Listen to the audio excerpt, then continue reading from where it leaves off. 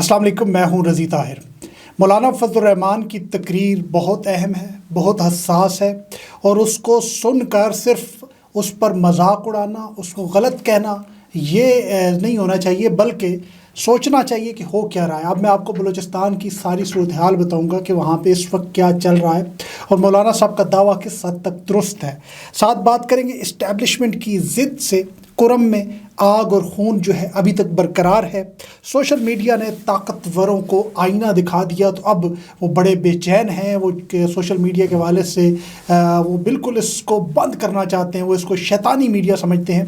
लेकिन पहले बलूचिस्तान की बात करते हैं। मौलाना साहब ने कहा है कि मुल्क की पॉलिसियाँ बंद कमरों में बन रही हैं और उसके साथ उन्होंने कहा कि हुकूमत ज़िद और हट तरमी पर अड़ी हुई है। रियासत की बका और सालमियत जो है वो इस बात की इजाज़त नहीं देती कि आप बंद कमरों में ये फ़ैसले करें। बलूचिस्तान की सूरत हाल इंतहाई तशवीशनाक है। हुकूमत की रिट ख़त्म हो चुकी है, हुक्मरान मुल्क की मामलात से बेखबर हैं, फ़ैसले कहीं और हो रहे हैं, सिविलियन अथार्टी का कहीं वजूद ही नहीं है, नज़रियाती सियासत का फुकदान है। इसके साथ मौलाना साहब ने कहा है, जो बहुत अहम बात है, कि बलूचिस्तान के कुछ अज़ला में इस पोजीशन में है कि अगर वो आज़ादी का ऐलान कर दें तो अगले ही दिन अक़वाम मुत्तहिदा में कबूल कर लिया जाएगा और पाकिस्तान को काबिज़ करार दे दिया जाएगा। हमने रियासत के साथ की मिट्टी के साथ वफ़ादारी के तहफ़्फ़ुज़ के लिए अपना किरदार अदा करना है। अब ये मौलाना साहब ने जो बात की है ये बहुत अहम है, बहुत अहम है। उन्होंने साथ कहा है कि आपको सोचना होगा सालमियत और बका के लिए। बलूचिस्तान के मुख्तलिफ़ लोगों से दिन भर मेरी गुफ्तगू हुई और मैंने जो ख़ुद बलूचिस्तान के हालात को बहुत करीब से देखता हूँ, वो ऑब्ज़र्व करता हूँ, बलूचिस्तान की ख़बर देता हूँ, तो इस वक्त सूरत हाल ये है कि मकरान डिवीज़न और रक्षान डिवीज़न, ये जो दो डिवीज़न हैं, ये दो डिवीज़न बिल्कुल आइसोलेटेड हो चुकी हैं। इन डिवीज़न में BLA समेत जो है वो दीगर जो तंजीमें हैं वो इंतहाई एक्टिव हैं, बल्कि इतनी एक्टिव हैं कि अब वहाँ पे सिक्योरिटी फोर्सेस की कोई चेक पोस्ट आपको नज़र नहीं आएगी और आपको मामलात जो हैं वो इंतज़ामिया के हाथ में नज़र नहीं आएंगे। अब मकरान डिवीज़न के अंदर जो तिरबत का इलाका है, केश का इलाका है, पिंजगोर का इलाका है और मंद का इलाका है, ये चार इलाके जो हैं आप यूँ समझें कि जिस तरह मौलाना साहब जिक्र कर रहे थे कि वो आज़ादी का ऐलान कर दें तो मुमकिन है कि अगले ही दिन उन पाकिस्तान को काबिज़ करार दे दिया जाए। तो ये वो चार इलाके हैं जिसमें तुर्बत, केश, पंजगोर और मंद के इलाके हैं। अब दूसरे रक्षान डिवीज़न में आते हैं तो वहाँ पे हारान का इलाका है, आवारान का इलाका है, कल्लात का इलाका और ज़ारी का इलाका जो है, ये चार इलाके इंतहाई हसास हैं और वहाँ पे रियासत की रिट बिल्कुल नहीं है। 8 शहर मैंने आपको गिनवाए हैं जहाँ पे रियासत की रिट ख़त्म हो चुकी है।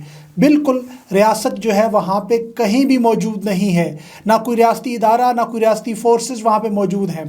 तो ये बिल्कुल पाकिस्तान से अलग थलग कटा हुआ एक बन गया। अगर वहाँ की आवाम बाहर निकल आती है, और मौलाना साहब ने जिस तशवीश का इज़हार किया है उस पर कान धरने की ज़रूरत है, क्योंकि हमारे रियासती इदारों की जो बंद कमरों के फ़ैसले, जो अपने आप को अक्ल कुल समझते हैं, उन्होंने इस नहज पर पहुंचा दिया है कि अब वहाँ से हालात को रिवर्स करना इंतहाई मुश्किल है। लेकिन रिवर्स कौन कर सकता है? सियासी ताकतें कर सकती हैं। सियासी जो मुख्तलिफ लोग हैं, जो सियासतदान हैं, जो एक्चुअल सियासतदान हैं, वो बलूचिस्तान के वो सियासतदान नहीं जिनको इस्टेब्लिशमेंट असम्बलियों में पहुँचाती है। जो एक्चुअल सियासतदान है, जो हकीकी सियासतदान है, वही वापस कर सकता है इन मामलात को। ये सोचने और समझने की ज़रूरत है।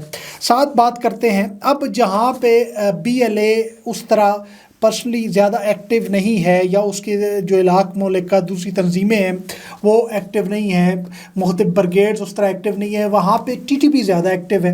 अब बलूचिस्तान को हमेशा 2 हिस्सों में तकसीम किया जाता है। एक पख्तून बेल्ट आती है, एक आपकी दूसरी बेल्ट आती है जो बलोच बेल्ट है। बलोच बेल्ट के अंदर तो ये सूरत हाल है जो मैंने आपको बता दी। पख्तून बेल्ट के कुछ इलाके हैं, वहाँ TTP की कार्रवाइयाँ बहुत ज़्यादा हो रही हैं। उसमें से अगर बात करें तो मूसा खेल है जी, लोरालाई है, दुक्की है, हरनाई है, इवन आप इसमें قلعہ سیف اللہ تک اور یہ جتنا پورا علاقہ پشین اور یہ سارے علاقے آتے ہیں، کہیں نہ کہیں وہاں پہ ایکسیس ہیں دہشت گردوں کی اور وہ وہاں پہ جا کے کارروائیاں کر رہے ہیں۔ یعنی آپ نے ایک بلوچ بیلٹ تو آئسولیٹڈ ایک بالکل علیحدہ کہانی سناتی ہے، جو پختون بیلٹ ہے وہاں ٹی ٹی پی کی افریت ہے اور وہاں پہ بہت زیادہ ہے۔ اور پھر جو ایکسیس ہے بلوچ بیلٹ کی مختلف علاقے جو ہیں جہاں پہ بی ایل اے کارروائیاں کرتی ہے چلی جاتی ہے، ایکسیس وہاں پہ بہت زیادہ ہے۔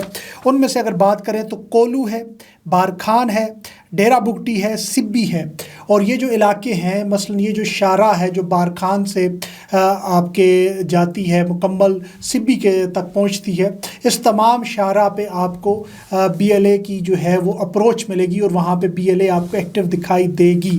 یہ صورتحال ہے، زمینی حقائق ہیں، مولانا صاحب غلط نہیں کہہ رہے، اس پر ہمیں سوچنے اور سمجھنے کی ضرورت ہے۔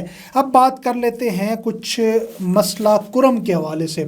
آپ دیکھیں نا کسی بھی ریاست میں لاہور کے ساتھ ایک علاقہ ہے قصور، اگر قصور کے درمیان میں کوئی کسی پر کانا کاچھا کے مقام پر ایک گروپ بیٹھ جائے اور کہے کہ ہم نے قصور میں کوئی گاڑی نہیں جانے دینی، کوئی امدادی قافلہ نہیں جانے دینا، تو ریاست کیا ایک دن کیا ایک گھنٹہ بھی برداشت کرے گی؟ وہ وہاں پہ زور بازو کا استعمال کرتے ہوئے قصور کے راستے کھولے گی۔ تو پھر پارا چنار کا کیا قصور ہے جی؟ وہاں پہ پچھلے 160 دنوں سے آپ نے اس قسم کے حالات پیدا کر رکھے ہیں کہ امدادی قافلے جاتے ہیں تو ان کے ساتھ اگر ڈسٹرکٹ ایڈمنسٹریشن جاتی ہے تو ڈی سی جو ہے وہ اس کو گولیاں مار دی جاتی ہیں، لیکن پھر بھی وہاں آپریشن نہیں ہوتا، وہاں حالات کو کنٹرول نہیں کیا جاتا، وہاں پہ امن معاہدہ جو ہے اس پر عمل نہیں کیا جاتا۔ اب صورتحال یہ ہے کہ اب پھر 4 سیکیورٹی فورسز کے جو ہے وہ خبر آ گئی ہے کہ وہ نشانہ بنے ہیں، پھر وہاں پہ ایک اور قافلے کو نشانہ بنایا گیا ہے، اور یہ پچھلے 3-4 مہینے میں لگاتار دیکھ رہے ہیں ہم، نومبر کے آخری عشرے سے یہ سلسلہ دیکھ رہے ہیں کہ قافلے مسلسل نشانہ بن رہے ہیں۔ کوئی فوڈ افرادی جو فوڈ لے کر جاتے ہیں، اشیاء خورد و نوش لے کے جاتے ہیں، ادویات لے کے جاتے ہیں، وہ عام شہری کو نشانہ بنایا جا رہا ہے اور ریاست کی وہاں پہ رٹ ہے ہی نہیں۔ باقی خیبر پختونخوا کے حالات تو آپ کے سامنے آتے رہتے ہیں، مثلا بنو ہے، ڈیرہ اسماعیل خان ہے، لکی مروت ہے، اور اس طرف یہ جو سوات سے آگے علاقے ہیں، جس طرح سوات کا علاقہ ہے، پھر سوات سے آگے جو علاقے ہیں ان تمام شانگلہ کا علاقہ آپ اس میں شامل کر سکتے ہیں، وہاں پہ چیک پوسٹیں آباد ہیں، کس کی؟ طالبان کی۔ تو وہ ایک سیپریٹ کیس ہے، لیکن کرم جو ہے ایک علیحدہ کیس ہے جہاں پہ بگن کے علاقے میں ایک مکمل دھرنا دے کر بیٹھے ہوئے ہیں اور کہتے ہیں جی کوئی قافلہ نہیں جانے دینا، دھرنا اٹھائیں، قافلہ لے کے جائیں، حکومتی سیکیورٹی ہو، اس کے باوجود اس کو نشانہ بناتے ہیں، کہتے ہیں پارا چنار میں کوئی قافلہ نہیں جائے گا، اور ریاست جو ہے وہ خاموش تماشائی دکھائی دیتی ہے۔ صورتحال انتہائی گمبھیر ہو چکی ہے، یعنی اس پر جتنی بھی مذمت کی جائے وہ کم ہے۔ ایک اور ٹاپک ہے، سوشل میڈیا نے طاقتوروں کو آئینہ دکھا دیا ہے۔ اب جو سوشل میڈیا ہے اس پر تو عام آدمی بولتا ہے اور عام آدمی کی آواز ہوتی ہے جس کو دبایا نہیں جا سکتا، جس پر پیسہ نہیں لگایا جا سکتا۔ مثلا آپ چند صحافی تو خرید سکتے ہیں، میڈیا چینلز وہ تو خریدے ہوئے ہیں آپ نے، میڈیا چینلز پر خبر جو ہے وہ باقاعدہ طور پر آتی ہے، پھر اس میں درمیان میں لوگ بیٹھے ہوتے ہیں، وہ دیکھتے ہیں ہاں یہ خبر چلنی چاہیے یا نہیں۔ فارن افیئر کی کوئی خبر ہے جی، اس کے علاوہ کوئی خبر ہے جس کا تعلق سیکیورٹی سے ہے، کوئی خبر جس کا تعلق ڈیفنس سے ہے، کوئی خبر جس کا تعلق سیاست سے ہے، کوئی خبر ہے جس کا تعلق عدالت سے ہے، اس وقت تک نہیں چلے گی جب تک اس کی منظوری جو ہے وہ تھرڈ پارٹی نہ دے دے، یعنی اسٹیبلشمنٹ نہ دے دے۔ تو اسٹیبلشمنٹ کی منظوری سے خبریں چل رہی ہیں، لیکن سوشل میڈیا پر یہ صورتحال نہیں ہے۔ سوشل میڈیا ایک آزاد میڈیا ہے، لوگ اپنی رائے دیتے ہیں، اب وہاں پہ چھپا نہیں جا سکتا۔ تو سوشل میڈیا نے طاقتوروں کی ناک میں دم کر رکھا ہے، اس لیے تو وہ اسے شیطانی میڈیا کہتے ہیں۔ تو یہ جو تمام سوشل میڈیا کی حوالے سے معاملات ہیں، اس کو ٹیکل کرنے کی کوئی ترتیب نظر نہیں آ رہی۔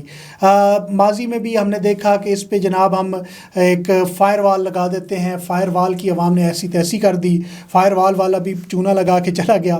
اس کے ساتھ ساتھ جو ہے وہ ٹویٹر کو بند کر کے دیکھ لیا، عوام نے وی پی این انسٹال کر لیے، وی پی این کے حوالے سے دھمکیاں آئیں، وی پی این بند کیے گئے، عوام نے پیڈ وی پی این لینے شروع کر دیے. تو یہ جو آواز ہے اس کو دبایا نہیں جا سکتا. جو سوشل میڈیا ہے وہ اس وقت آپ کا آئینہ ہے، وہ پورے ملک کی اسٹیبلشمنٹ کو، پورے ملک کی اشرافیہ کو، حکومت کو، جو ناجائز مسلط کردہ حکومتیں ہیں ان سب کو آئینہ دکھا رہے ہیں کہ آپ لوگوں نے اس ملک کے ساتھ کر کیا دیا ہے.